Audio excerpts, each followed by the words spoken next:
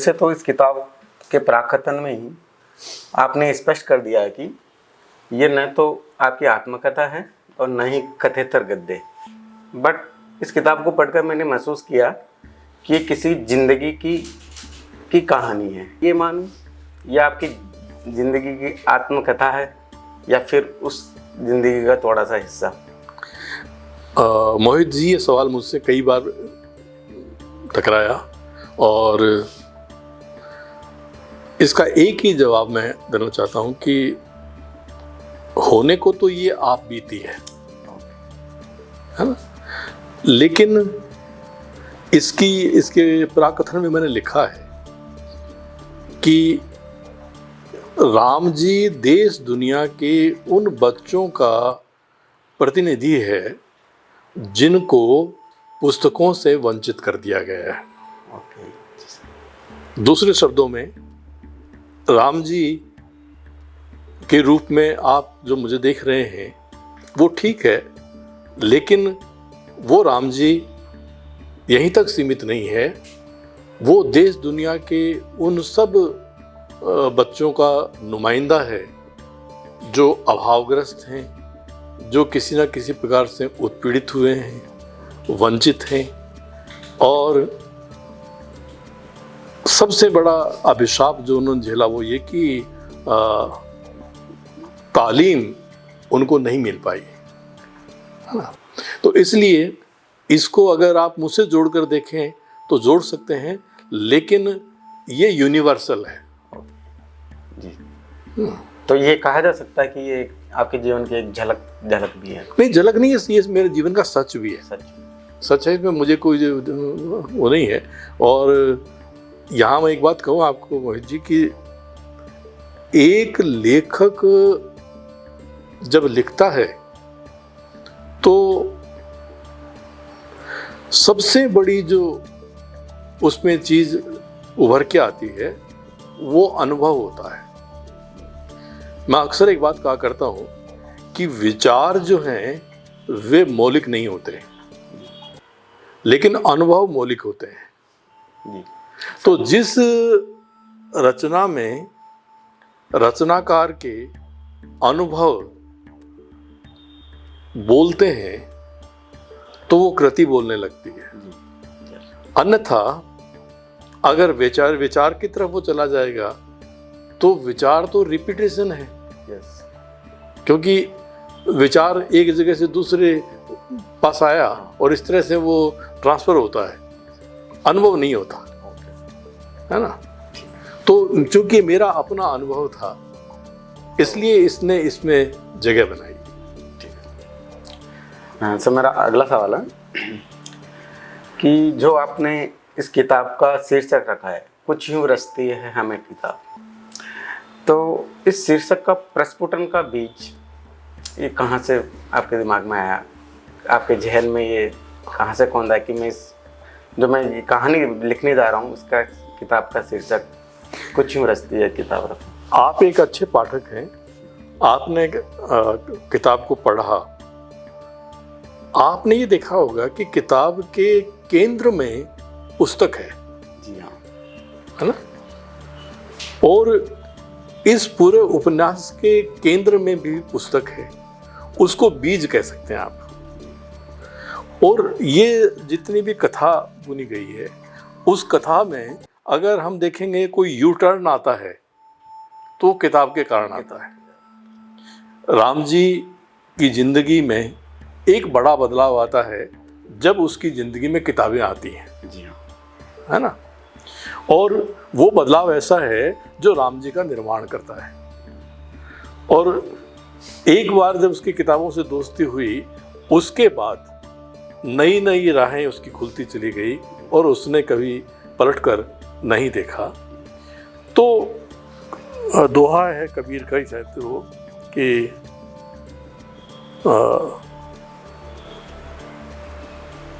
एक जो याद नहीं आ रहा मुझे, जिसे बिल्कुल किश्तियों के लिए जैसे कुम्हार है, तो कुम्हार जब मटका गढ़ता है ना, तो एक हाथ अंदर होता है एक हाथ बाहर होता है, पूरा एक प्रोसेस है उसका, है ना। तो मिट्टी को गूंदने से लेकर मटके के आकार तक पूरा एक प्रोसेस है उसका, पूरी प्रक्रिया से गुजरती है मटका। ऐसा ही पुस्तकों को पढ़ने से होता है। तो पुस्तक आपकी रचना करती है, आप में से उस व्यक्तित्व की रचना करती है जिसके बारे में आप सोच भी नहीं सकते। शिक्षा के बहुत सारे उपकरण हो सकते हैं, लेकिन किताब से बड़ा उपकरण मुझे दिखाई नहीं देता, क्योंकि एक किताब एक बच्चे में कितनी सारी चीज़ें पैदा करती है। इन्हीं किताबों को पढ़कर, जिसको हम कहानियों के, उपन्यास के या नाटक कहते हैं या कविताएं कहते हैं, इनको पढ़कर आप कल्पना से जुड़ते हैं और कल्पना लोक में विचरण करते हैं। फिर आप जो किरदार होते हैं, जो घटनाएं होती हैं, जो चीज़ें होती हैं, उनका विश्लेषण करना शुरू कर देते हैं। तो यहाँ से एक दृष्टि आती है आपके पास। इस दृष्टि से फिर आप चीज़ों को सेलेक्ट और रिजेक्ट करने लगते हैं, तो तर्क आ गया आपकी ज़िंदगी के अंदर, है ना। और एक विजन डेवलप हो गया। इस विजन के साथ में ही आपके जीवन का लक्ष्य भी आ जाता है। आपको पता चल जाता है कि आपको करना क्या है। अब तक आपको अभिभावक बता रहे थे, टीचर बता रहे थे, कोई दूसरे लोग बता रहे थे, लेकिन अब आप स्वयं जान गए हैं कि आप क्या करना चाहते हैं। तो ये जो पूरा जो प्रोसेस हमारे भीतर आता है किताबों से, ये एक प्रकार की रचना ही तो है। तो इसलिए मुझे लगा कुछ यूं रचती है हमें किताब। तो आपने इस किताब के माध्यम से मतलब इंसान का बनना बताया।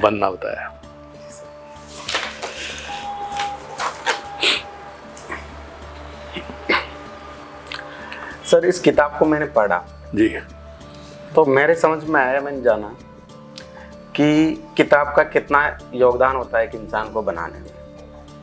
तो मैं भी जानना चाहता हूँ एक पाठक के तौर पे कि एक किताब लेखक को किस तरह बनाती है या किस तरह रचती है लेखक को। ये थोड़ी तो मैंने अभी बताया आपको जी कि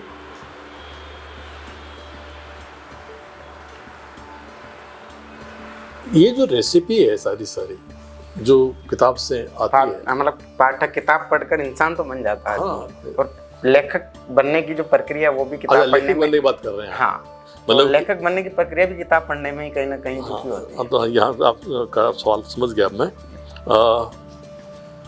जब आप लगातार एक अच्छे पाठक की तरह साहित्य को पढ़ते हैं, तो इससे धीरे धीरे आपकी कल्पना जो है वो विकसित होने लगती है और आप में एक भावनात्मक जुड़ाव भी आता है। तो क्या होता है कि ये जो आपकी भावना है, ये आपको आप में इसको संवेदना कह लीजिए, संवेदना जागती है। और संवेदना का जैसे जैसे आप पढ़ते जाते हैं, संवेदना का विस्तार होता जाता है। जब ये संवेदना का विस्तार होने लगता है, जब इसका झरना फूट पड़ता है, उस समय आप सृजन की तरफ जाते हैं। तब आप लेखन की तरफ भी जा सकते हैं, आप संगीत की तरफ भी जा सकते हैं, आप चित्रकला की तरफ भी जा सकते हैं, आप अभिनय की तरफ भी जा सकते हैं। तो जब आप खूब पढ़ते हैं, तो पढ़ते पढ़ते आप में एक छोटा लेखक विकसित होने लगता है। और इसका कोई सही फार्मूला तो नहीं बताया जा सकता कि ये ऐसे होता होगा, लेकिन ये वैसे ही है जैसे बीज को आपने ज़मीन में बो दिया, अब वो बीज कैसे फूटा है ना, ये उसका एक प्रोसेस है। ये किताब आपने लिखी, तो इसमें तो आपने बताया कि हाँ, एक इंसान को किताब किस तरह रचती है। इस किताब के लेखन के दौरान इस किताब ने आपके अंदर क्या रचा? इस किताब को मुझे किसी ने कहा कि किताब आपने कितने समय में लिखी? जी सर, मुझसे पूछा गया था। तो मैंने कहा इस किताब को लिखने में मुझे 60 साल लगे। हाँ, कहा जा सकता है एक तौर पे। इसलिए क्योंकि आपका पूरा जो बैकग्राउंड है, ये तो घटना है 9वीं 7वीं 8वीं की घटना है, जब राम जी स्कूल से भागा करता था। है ना। तो वो एक छोटी सी जो घटना है, वो घटना उसके चारों तरफ बहुत सारी चीज़ें विकसित होती हैं और वो विकसित होता हुआ एक आकार लेता है। फिर मैं भी सोचता रहा कि इस पर मैं किस प्रकार से काम करूं, कैसे करूं, है ना। तो बहुत धीरे धीरे धीरे धीरे मेरे ये स्पष्ट हुआ कि इसको इस तरह से डील किया जा सकता है और ये एक कथानक फिर इसमें बनता है। तो सच पूछिए तो एक लेखक जब एक रचना करता है तो वो खुद को ही रच रहा होता है ना। और बहुत सारी चीज़ें ऐसी होती हैं उसमें घटित होती हैं जिनको वो पहले खुद जानता ही नहीं है ना। ये सृजन का कह लीजिए कि करिश्मा है कि जब आप सृजन के उस समुद्र में होते हैं या सृजन की उस प्रक्रिया के अंदर होते हैं तो बहुत सी चीज़ें घटित होती हैं, है ना। और वो आपके व्यक्तित्व में, आपके विचार, आपके अनुभव, आपकी संवेदना, इनमें कहाँ कहाँ इफेक्ट डालती हैं, ठीक ठीक नहीं कहा जा सकता। Thank you sir. वैसे तो जो किताब का शीर्षक है उसमें ही जो इसका शीर्षक है वही एक काव्यात्मक। मोहित एक बताऊँ मैं, असल में मैं इसका टाइटल सिर्फ किताब ही रखना चाहता था। जी सर, है ना। ओके। कुछ यूं रचती है हमें, ये एक सपोर्टिव लाइन थी जी, एक काव्यात्मक प्रभाव उत्पन्न कर रहा है। मतलब किताब को क्लियर करने के लिए सपोर्टिव लाइन मैंने पंक्ति रची थी, लेकिन ये पूरा टाइटल बन गई। इसके पीछे का जो विचार या जो कोंदा वो क्या था? नहीं, किताब में आगे नहीं, ऐसा नहीं है। अच्छा। मैं तो किताब ही टाइटल रखना चाहता था और सेकंड लाइन के रूप में, जिसको आप चाहे पंच लाइन कह लीजिए, चाहे आप सपोर्टिव लाइन कह लीजिए, कुछ यूं रचती है हमें, ये करना चाहता था। या ऊपर सिर्फ इतना आता, कुछ यूं रचती है हमें, और फिर किताब टाइटल होता। लेकिन जो संपादक हैं उन्होंने इस पूरी लाइन को ही टाइटल बना दिया। ओके, है ना। तो जब ये पांडुलिपि मेरे पास आई तो मुझे एक चीज़ लगी, मैंने कहा एक काम करो, कम से कम इतना तो करो कि किताब का जो टाइटल है उसको बड़ा कर दो, ताकि किताब पर फोकस रहे और ये लाइन जो है ये पूरक बन जाए इसकी। फोकस तो निश्चित रूप से जो इसका किताब का शीर्षक है वो कर रहा है, लेकिन जब हम पुस्तक पढ़ने के लिए जाते हैं तो हर अध्याय के शुरुआत में कुछ काव्यात्मक स्वरूप में आपने कुछ लाइनें जोड़ी है जो इसकी किताब की जो प्रभाव उत्पादकता है उसमें चार चांद लगा देती है। तो ये जो आपका विचार है, ये जो हर अध्याय के शुरुआत में कुछ चंद लाइनें काव्य रूप में या किसी भी रूप में आपने जो की है, उसका मौलिक तत्व क्या है कि ये इस विचार का कि मैं इस तरह से करूं? मोहित, आपने एक चीज़ नोट करी होगी, मैंने अब तक जितनी बातें कही हैं ये बातें मैंने किताब में नहीं कही। हाँ, ये कहीं नहीं है ना। ये बातें ध्वनित होती हैं। जी हाँ, है ना, ये समझी जा सकती हैं। जी हाँ। क्यों ऐसा क्यों? अगर मैं ये सारी चीजें किताब में कहने लगता तो फिर ये किताब एक सैद्धांतिक पुस्तक बन जाती है जी। ये क्रिएटिव बुक नहीं होती। जी हाँ, हाँ, ये इसमें रचनात्मकता पैदा करती है। हाँ, सारा उसका। तो एक फिक्शन जो होता है, फिक्शन क्रिएटिव होता है, क्रिएशन होता है उसमें। तो ये दोनों बताता हूँ। तो असल में मुझे दोनों चीजें करनी थी। मुझे किताब की महत्ता भी बतानी थी और फिक्शन को भी जीवित रखना था। तो दोनों एक दूसरे के पूरक बन जाएं, कुछ ऐसा विधान रचने की मुझे जरूरत पड़ी। और जब ये विधान में रच रहा था तो मुझे लगा कि सबसे अच्छा ये है कि अध्याय के प्रारंभ में कुछ पंक्तियां ऐसी आनी चाहिए जो किताब की महत्ता को उजागर करें, है ना, और किताब को परिभाषित करें, किताब को महसूस करवाएं। ये पुस्तक के प्रति है, मतलब पुस्तक को अनुभव किया जाए, पुस्तक की क्या महत्व है इसको समझा जाए। ये मैं इस कथा में नहीं कहना चाहता था बात। तो ये एक पूरक इसके लिए मैंने इनकी रचना करी। तो ख्याल लिखने के दौरान आया, पहले से आपका ऐसा विचार था, या फिर लिखने के बाद में आपका नहीं, देखिए एक लेखक जब लिखता है ना तो एक रचना के कई ड्राफ्ट होते हैं। जी सर। तो फर्स्ट ड्राफ्ट में कथा ही बुनी गई, ओके। लेकिन कथा बुनी गई तो वही सवाल मेरे सामने आया कि मैं जो कुछ मैंने कथा कह दी, तो ये भी तो हो सकता है कि पाठक ये कथा पढ़कर बस बात यहीं खत्म कर दे। तो पाठक किताब के महत्व को मैं कैसे रेखांकित करूं? तब ये विधान मेरे समझ में आया कि इसके प्रारंभ में इस प्रकार से काव्यात्मक पंक्तियां डाली जाएं तो ये ज़्यादा प्रभावी हो सकता है। और एक बात, दूसरी बात तो बता रहा हूँ, गद्य और पद्य की अलग अलग ताकतें हैं। जी हाँ। पद्य में सूत्रात्मक रूप से बात कही जा सकती है, गद्य में विस्तार से बात कही जा सकती है। तो मेरे पास जो कथा थी वो गद्य के रूप में थी, है ना, वो विस्तार तो पाती है ना, लेकिन जो सूत्र हैं उन सूत्रों को वो उनकी व्याख्या नहीं करेगी, वो उसकी व्याख्या कोई और ही करेगा, है ना। तो इसलिए ये जो जितने भी पद्यांश इसमें आए हैं ये सूत्र हैं, ये सूत्र हैं, मंत्र हैं पुस्तक के महत्व के। ऐसा एक पद्यांश आया था इसी में कि एहसासों का एक सफर है किताब। कैसे?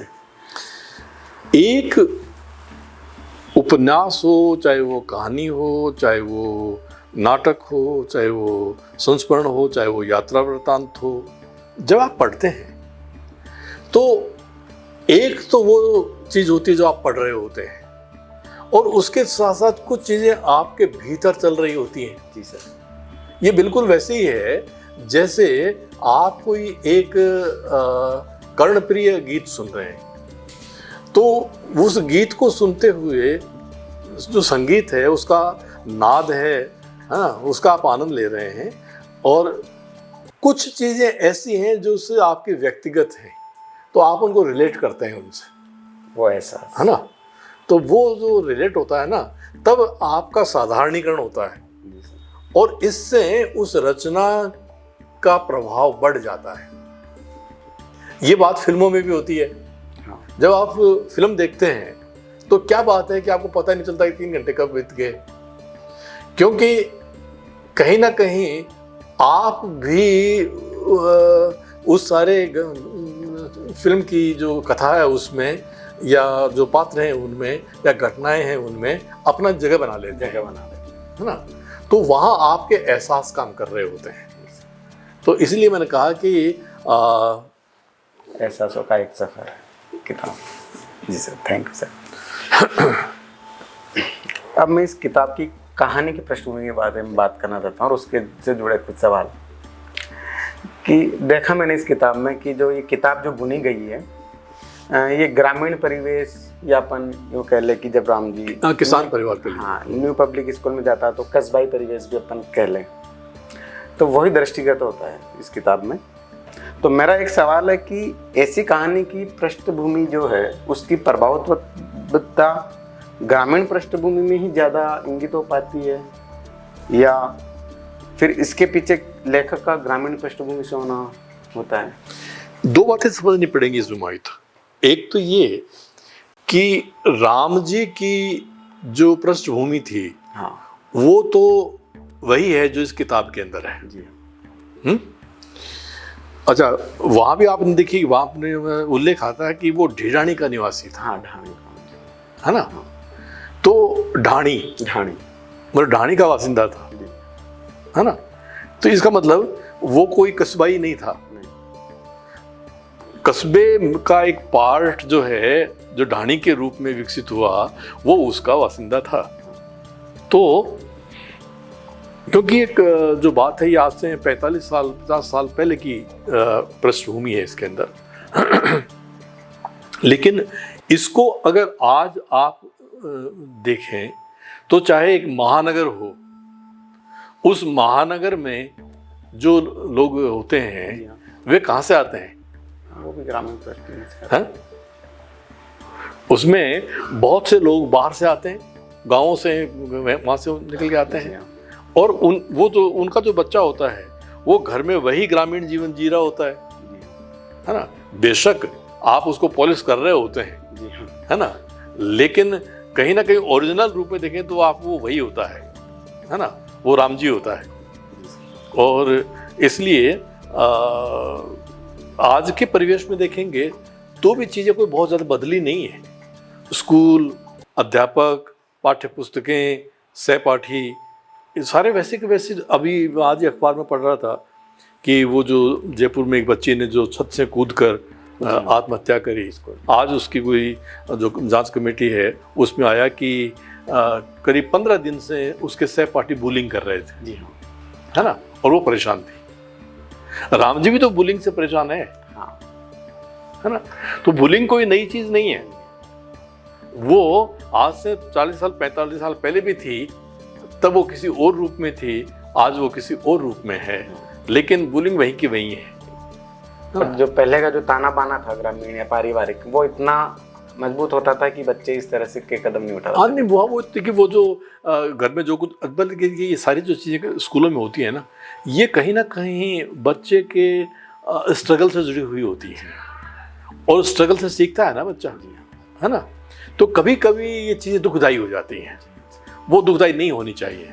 तो इस सवाल के पीछे मेरा पूछने का एक मकसद ये भी था कि लेखक अगर इसी कहानी को, या जो इसका कैरेक्टर कथानक है राम जी, ये एक शहरी पृष्ठभूमि का होता, उसके पेरेंट्स अच्छे वेल सेटल्ड होते, वो अपनी, तो ये कहानी उस जो शहरी पृष्ठभूमि के इतनी प्रभाव वाली हो सकती थी, उसके स्ट्रगल को इतना वो हो सकता था, क्योंकि इसमें अपन ने देखा है ग्रामीण पृष्ठभूमि में है, उसके पास चीज़ों का अभाव है, चीज़ें सारी, तो शहरी पृष्ठभूमि से ऐसे कथानक को तैयार किया जा सकता है।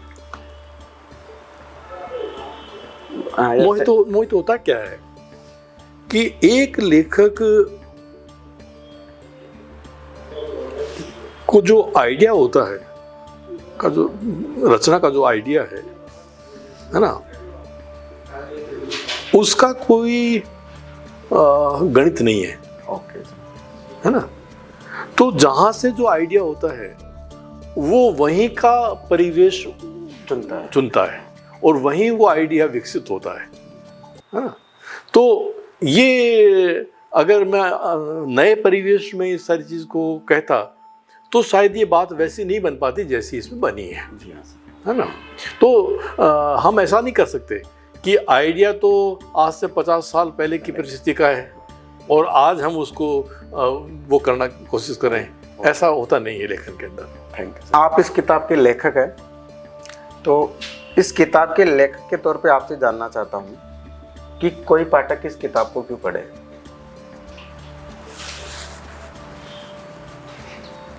मैं तो कहता हूँ भाई मत पढ़ो। क्यों? क्योंकि मैं अगर कहूँगा कि आप पढ़िए तो क्या पढ़ लेंगे? नहीं पढ़ेंगे। तो मेरे कहने से तो कोई पढ़ेगा नहीं और मेरे रोकने से कोई रुकेगा नहीं जी। तो फिर इस संकट को थोड़ी देर के लिए हम स्थगित कर देते हैं कि ये क्या होगा क्या नहीं होगा। असल में किताब चाहे कोई भी हो, वो आती है अपनी जगह, खुद बनाती है। ये कोई फिल्म नहीं होती है जिसके लिए पूरा ताम झाम के साथ जिसकी मार्केटिंग होती है और ये सब कुछ चीज़ें होती हैं। मार्केटिंग भी कर लीजिए, किताबों की मार्केटिंग भी होती है ना, लेकिन उस मार्केटिंग से कोई बहुत हासिल हो जाएगा एक किताब को, ऐसा नहीं है। क्योंकि किताब की तासीर अलग है जी सर। किताब अगर कोई ताकत रखती है तो उसको कोई रोक नहीं सकता। किताब की कोई सीमा भी नहीं है, काल की सीमा भी नहीं है, देश की सीमा भी नहीं है, भाषा की सीमा भी नहीं है, ज्ञान की भी नहीं है ना। वो अपनी जगह खुद बनाती है अगर उसका कंटेंट उस प्रकार का होता है ना। तो जब कोई रचना अच्छी होती है तो उसके पाठक स्वतः ही बनते चले जाते हैं। जी सर। और ऐसा भी होता है कि एक लेखक के जीवन काल में उसकी पुस्तक उतनी नहीं पढ़ी जाती जितनी उसकी मृत्यु के बाद में पढ़ी जाती है, और शताब्दियों तक पढ़ी जाती है। आप इसको यूँ देखिए ना थोड़ी देर के लिए कि टॉलस्टॉय तो कब हुए थे, लेकिन आज पूरा संसार पढ़ रहा है। तो लेखक के कहने से न तो कोई पाठक पढ़ता है और लेखक के कहने से न कोई पाठक रुकता है। Thank you.